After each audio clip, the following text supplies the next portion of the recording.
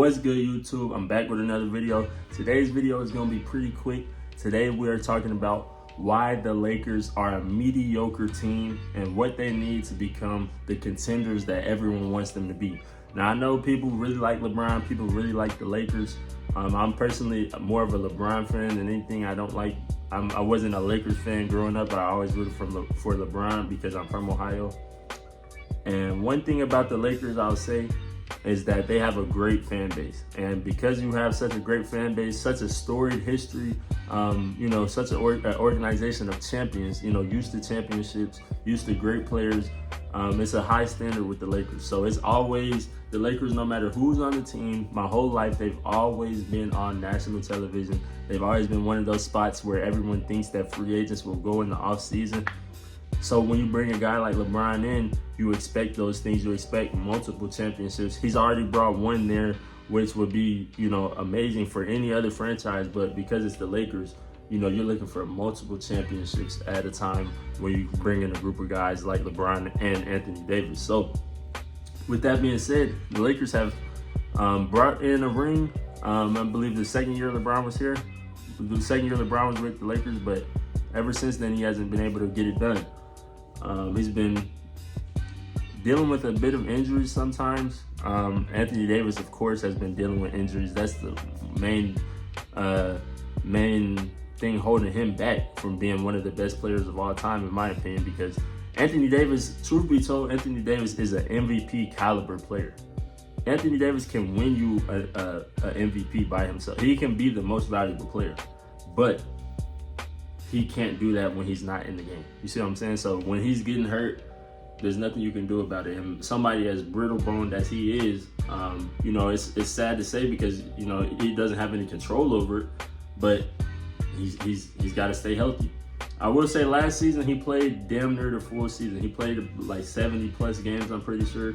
So that's amazing for him. Clap it up for him. That's a step in the right direction. This season, though, something in my eye. This season, though, we gotta be honest. JJ Redick, he's a better coach than Darvin Ham in my opinion, but the Lakers are still just an okay team. They're 20-14 at the time I'm making this video. They just got rid of D'Lo, traded him for Shake Milton.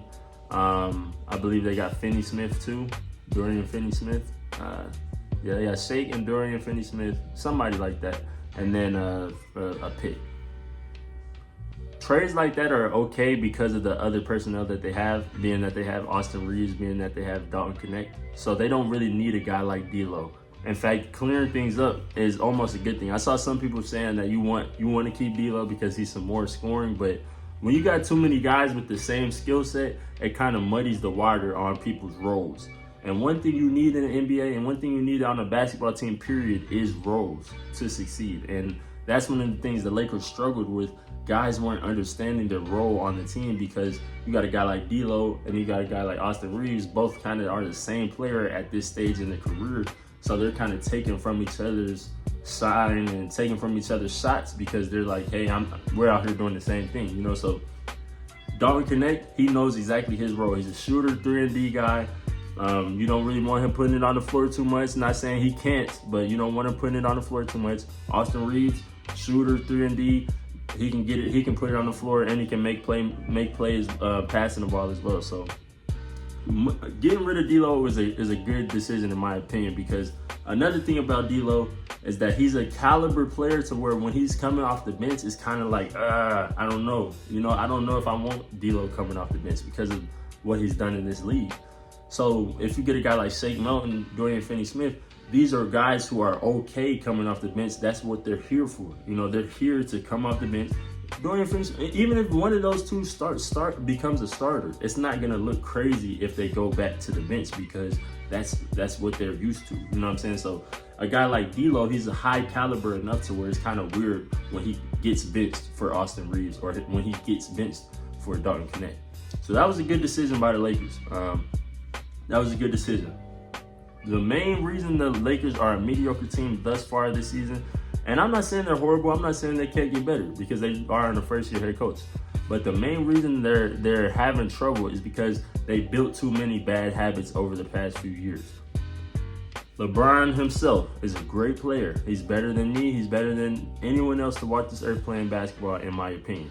But he does have a tendency, especially at this stage in his career, to take plays off. He'll take plays off defensively and offensively. If you know, he'll definitely take some plays off defensively. Like that's just a fact, you know. So when you got a guy like LeBron, and he's the best player in the world, but he's 39, he's 40 now. You know what I mean? So he's not gonna be able to play 35 plus minutes every night and give you 110% all 35 minutes. He just can't do it. You know, I'm not shaming him for it, but he takes plays off. And when you got your leader, your best player doing that, the guy that everyone looks up to, it has a trickle down effect, and other guys think, hey, I'm gonna take plays off too.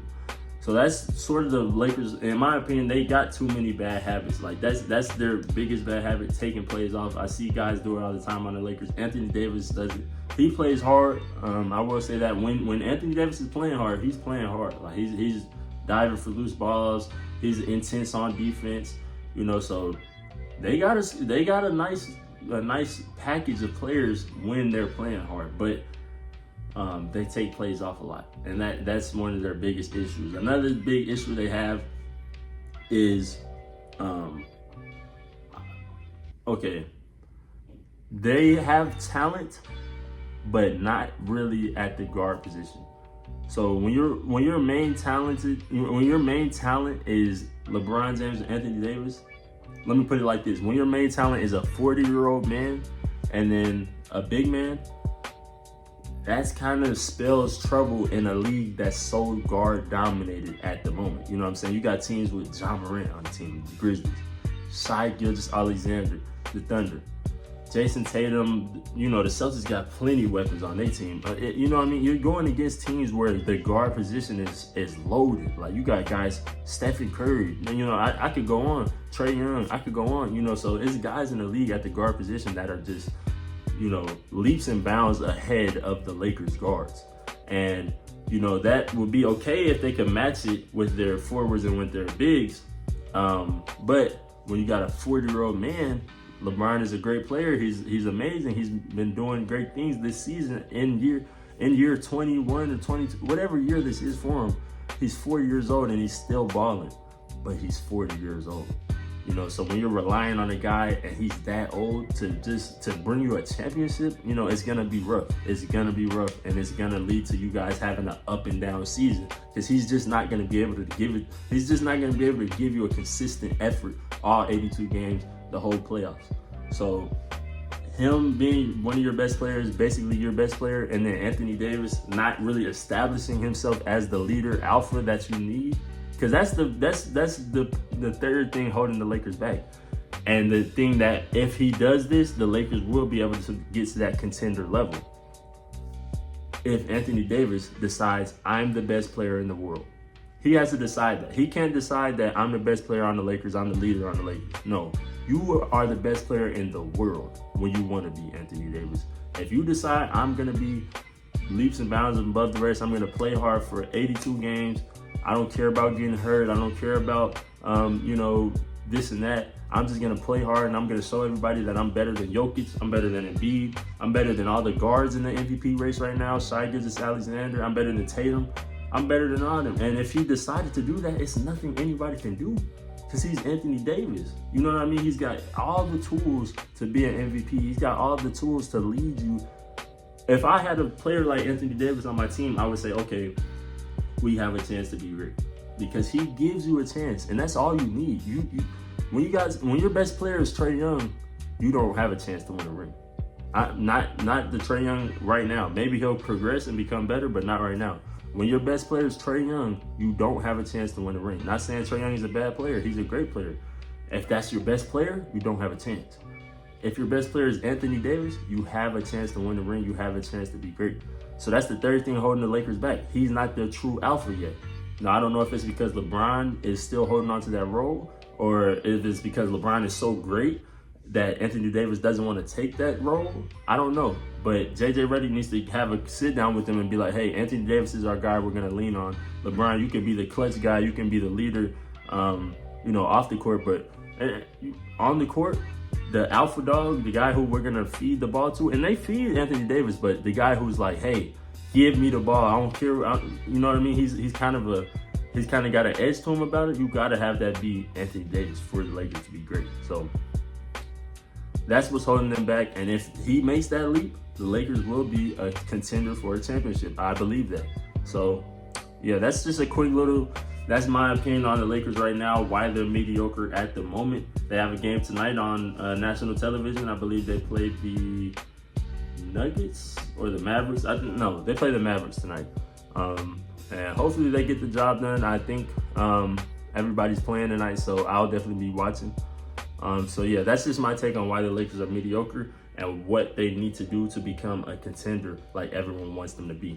Let me know what you think in the comments. Leave a like and subscribe. I'm out.